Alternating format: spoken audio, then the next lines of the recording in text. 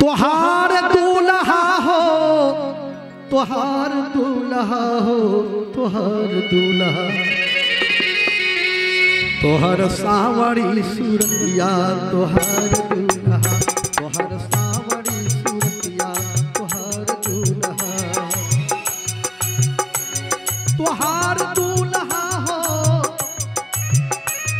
तुहार दूल्हा हो, तुहार दूल्हा हो, तुहार दूल्हा, तुहार सावरी सूरतिया, तुहार दूल्हा, तुहार सावरी सूरतिया, तुहार दूल्हा।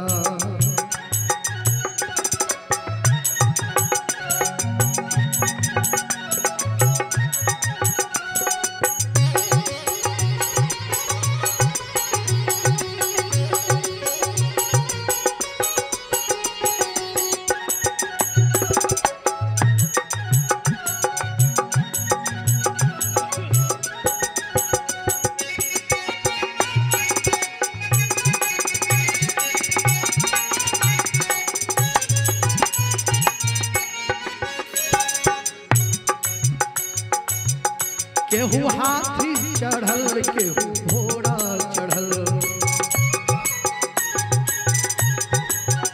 केहू हाथी चढ़ल, केहू घोड़ा चढ़ल, केहू ऊंट पर चढ़ल, बरियाती चल,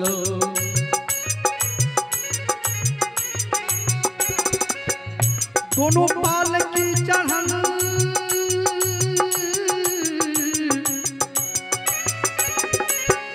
दोनों पालकी चढ़ल, सुकुमार दूल्हा हो, तुहार दूल्हा, सावर सावर सूरतिया, तुहार दूल्हा, सावर सावर सूरतिया, तुहार दूल्हा।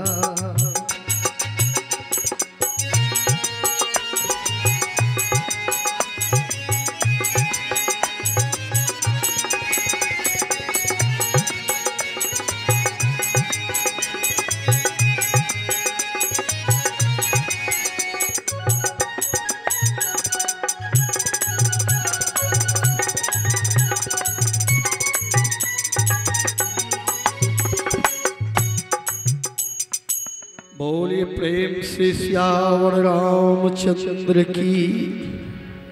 आइए थोड़ा बीच में सीमेंट का बोरा है, शायद उसको उठा दीजिए।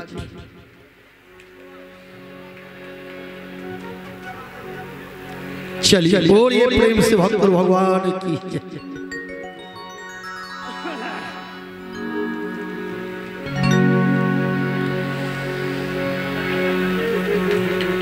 आइए सज्जनों,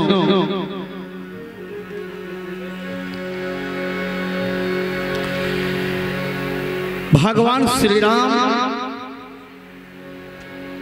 की कथा देवाधिदेव माता पार्वती को सुना रहे हैं। पार्वती बोली, पतिदेव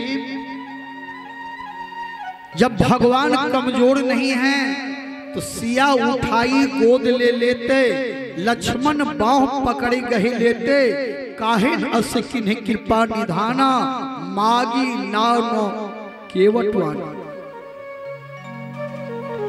पार्वती बोली सीता जी को गोद में उठा लेते, लक्ष्मण जी का बाह पकड़ लेते, एक चरण इस किनारे पर एक चरण उस किनारे पर देकर पार होते, तो केवट निहोरा करने का क्या जरूरत। भोला बाबा ने कहा मेरे प्रभु श्री राम ऐसा भी करते, तो पार्वती बोली ऐसा क्यों नहीं किए, बार बार केवट का निहोरा पार कर दो, पार कर दो। भोला बाबा ने कहा देवी जिस नाव पर भगवान राम चरण रखेंगे उस नाव का उद्धार करना है, इसीलिए भगवान राम केवट का निहोरा कर रहे हैं। माता पार्वती बोली भगवान राम नाव का उद्धार कर देते हैं, क्या नाव में जीव है? भोला बाबा ने कहा नाव में जीव तो नहीं रहता है, लेकिन जिस नाव पर राम चरण रखेंगे उस नाव में अभी तक भी जीव है, क्योंकि भगवान का नाम ही है पतित पावन सीताराम।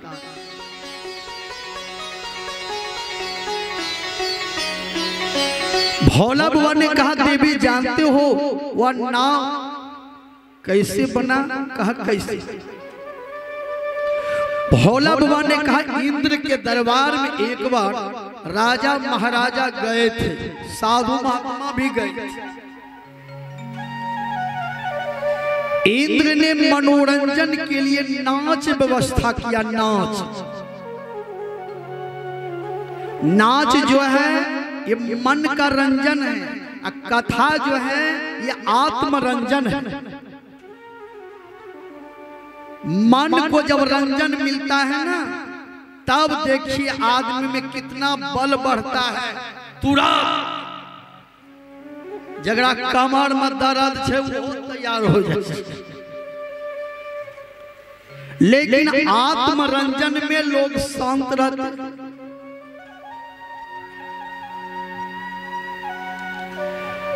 इंद्र ने सबको खुश करने के लिए नाच व्यवस्था किया। एक गंधर्व थे, देवताओं में एक गंधर्व था जो नाच करने की कला जानता था। उसको बुलाया। माँ बहन जितना साड़ी वगैरह पहनती हैं उसी तरह से वह पुरुष गंधर्व पहन करके सबको खुश करने के लिए नाच करने लगे, गाना गाने लगे। तो सबको नाच अच्छा लगा, दुर्वासा मुनि को नाच अच्छा नहीं लगा। और जिसको नाच अच्छा नहीं लगता है ना, तो नाच करने वाले उसी के पास जाएगा कि बूढ़ा बाबा थोड़ा बढ़िया नहीं लगे बेचारा।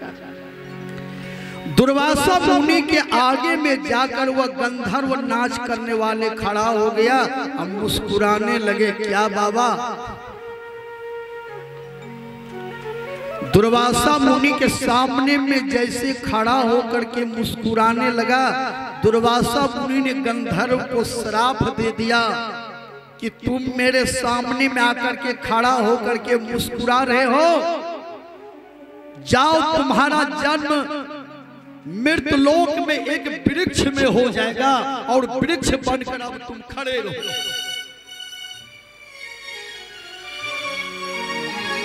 तब गंधर्व बिनवो बहुबारा, कब होई है उद्धार हमारा। गंधर्व ने दुर्वासा मुनि से कहा बाबा अब तो हम मृतलोक में वृक्ष बन जाएंगे, लेकिन उद्धार होने का भी कोई उपाय बताइए। दुर्वासा मुनि ने कहा केवट तुम्हारो वृक्ष कटई हैं, वृक्ष काटी नौका बनवई है, सो डारही गंगा की धारा, पथिक सकल जन उतरही पारा, त्रेता ब्रह्म हरण मही भारा, होई है रामचंद्र अवतारा, पितु बचन मानी बन आई है, गंगा पार करन जब कही है, उनके चरण पड़े जब धारा, तब होई है उद्धार तुम्हारा। ठाड़े पैदल उतरी जाऊ जो गंगा, मुनि के बचन होत सब भंगा, ठाड़े सोचई कृपा निधाना, मागी नाव मो केवटु आना। दुर्वासा मुनि ने कहा वृक्ष बन करके खड़ा रहो मृतलोक में, एक केवट तुम्हारे वृक्ष को काट करके नाव बना करके पानी में देंगे। जब पृथ्वी के भार को हरने के लिए धरती पर ब्रह्म का अवतार होंगे, राम अवतार लेंगे, पिता के वचन मानकर जब बन जाएंगे, जब राम का चरण उस नाव पर पड़ेगा तब तेरा उद्धार हो जाएगा। आज भगवान श्री राम सोच रहे हैं यदि मैं पैदल जाऊंगा पार कर जाऊंगा तो बेचारे गंधर्व नाव बने रहेंगे जुगो जुगा। भगवान राम तो गंधर्व का उद्धार करने के लिए केवट का निहोरा कर रहे हैं। माता पार्वती बोली भोला बुआ से तब कथा सुनाइए, आखिर भगवान कैसे पार हो।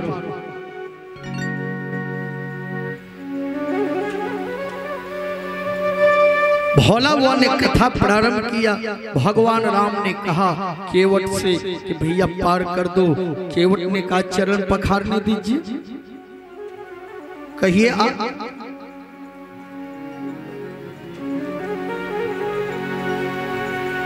सज्जनों,